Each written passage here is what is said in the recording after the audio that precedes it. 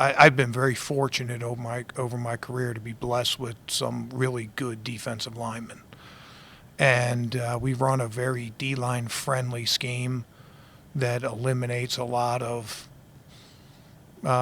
conflict for those guys. And we were able to play guys off of that, and we sort of let those guys go and be disruptive.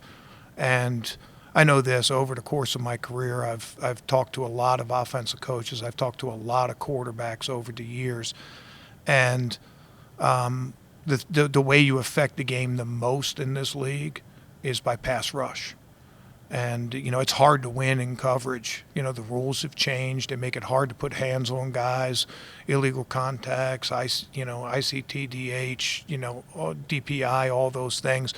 It's hard, and these wide receivers are freak shows. But, you can still win one-on-one on pass rush, and a devastating pass rush goes a long way. You can create turnovers off a pass rush.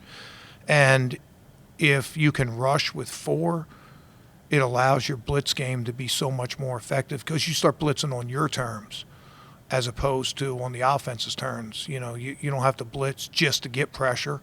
You can blitz based on the situation, based on the personnel, as opposed to being forced to blitz to get pressure. We're going to put a lot of emphasis on pass rush, and Myles is a guy,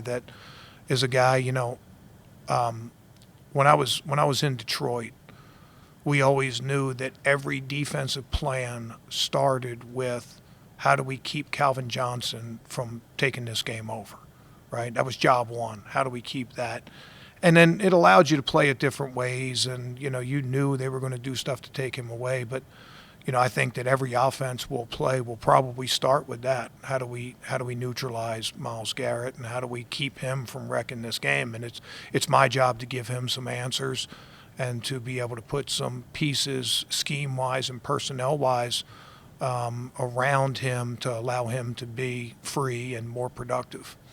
The next and when I say more productive, 14 and a half seconds?